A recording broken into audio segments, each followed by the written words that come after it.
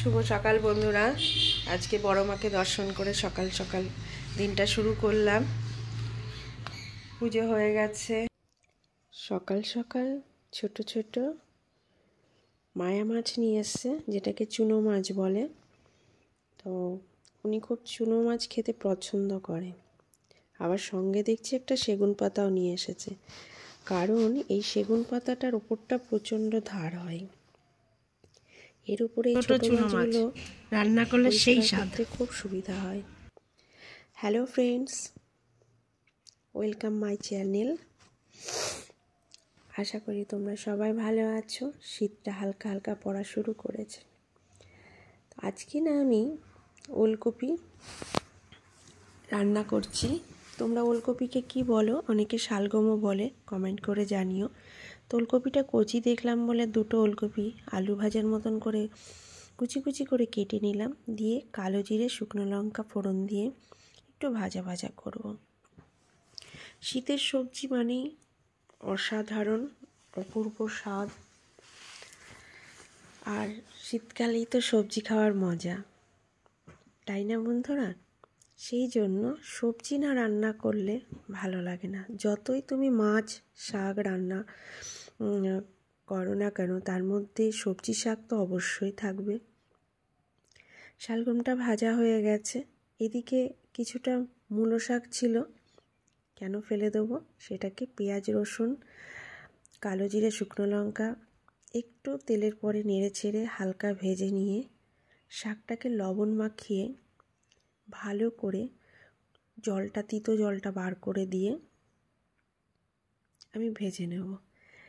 শাকটাও খাওয়া হয়ে যাবে, ফেলাও যাবে না।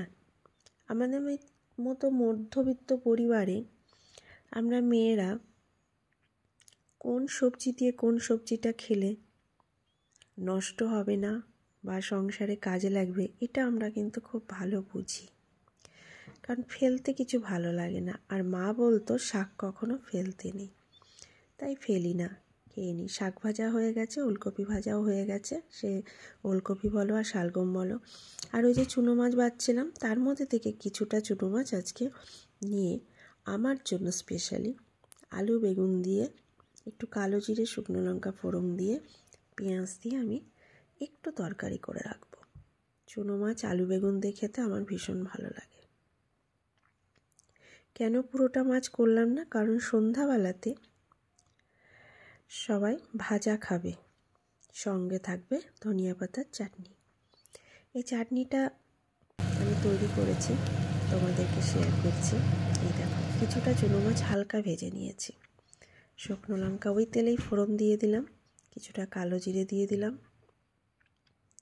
এবার আলুগুলো আমি আলু ভাজার মতো করে একটু মোটা করে কেটে রেখেছি। কটা কাঁচা লঙ্কা চিড়ে দিয়ে দিলাম, আর মোটা মোটা করে কেটে রাখা পেঁয়াজ একটা কুচিয়ে দিয়ে দিলাম।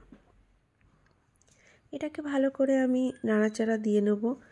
আর বেগুনগুলোও আমি ঠিক ওরকমই আঙুলের মতো সরু সরু করে কেটে নিয়েছিলাম। বেশি বেগুন দিলাম না, আলুটার পরিমাণটাই বেশি দিলাম।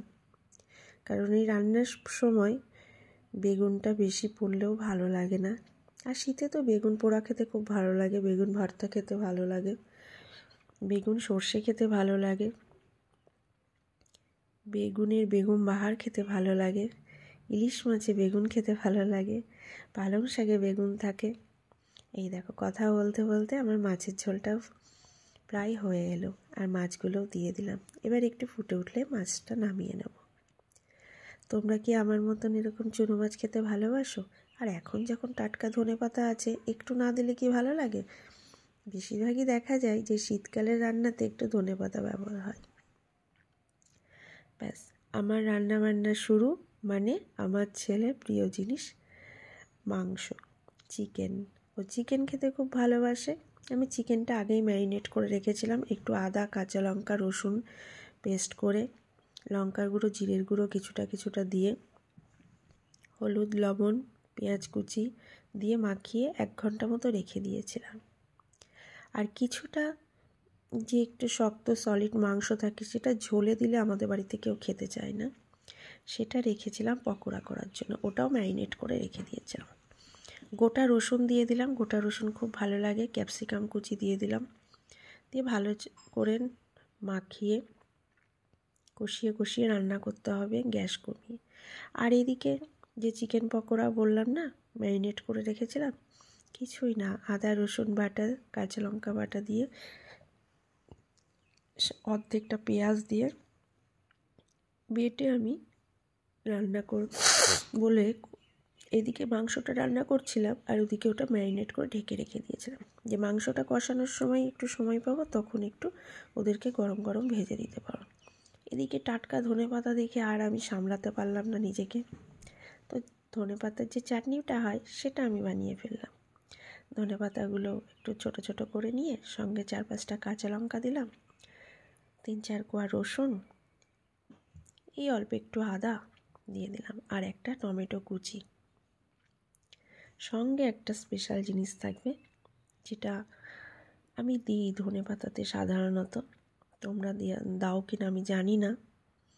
আজকে তরকা ছাড়াই ধনেপাতার চাটনিটা হবে, একদম যেটাকে বলে কাঁচা ধনেপাতার চাটনি, যেটাতে কোনো তরকা দেওয়া হবে না। তো একে একে এইভাবে আমি পকোড়াগুলো ভেজে নিচ্ছিলাম। এরকম পকোড়া খেতে খুব ভালোবাসে আমার জায়ের 2 মেয়ে আছে, তারা তো ভীষণ ভালোবাসে। ছোট ছোট এই তারা 5-6 বছর বয়স, 5 বছরও হয়নি মনে হয় এখনও, ছোট ছোট। তো তারাও এই পকোড়া খেতে খুবই ভালোবাসে, সেই জন্য গরম গরম পকোড়া করি। এই দেখো একটুখানি তেঁতুলের কাঠ দিয়ে দিলাম, যেটা বলছিলাম স্পেশাল, এইটা আমি দিই। আর একটু জিরে দিয়ে দিলাম, লবণ দিয়ে দিলাম, দিয়ে এদিকে পকোড়া কিছুটা ভাজা হয়ে গেছে, ধনিয়া পাতার চাটনি সস দিয়ে ওদেরকে দিয়ে আসি, ওরা খেতে থাকুক আর আমি এদিকে মাংসটা কষিয়ে কষিয়ে রান্না করি। আজকে কিন্তু আমি মাংসে যে আলুটা দিয়েছি একটু বড় বড় করেই দিয়েছি, কিন্তু ভেজে দিইনি, একদম কাঁচা। দেখো কি সুন্দর লাগছে দেখতে, আর মাংসটা খেতেও কিন্তু খুব সুন্দর হবে। এইভাবে একবার রান্না করে দেখো, চটজলদি রান্না হয়ে যাবে।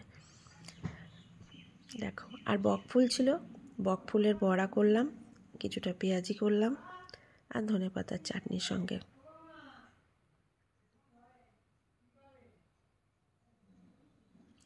মাংসটা প্রায় হয়ে এসেছে, নামিয়ে নেব, সবাইকে খেতে দিয়ে দেব। তোমরা ভালো থেকো, সুস্থ থেকো, তোমাদের সঙ্গে আবার কথা হবে, আবার নতুন একটা ব্লগ নিয়ে চলে আসবো। টাটা।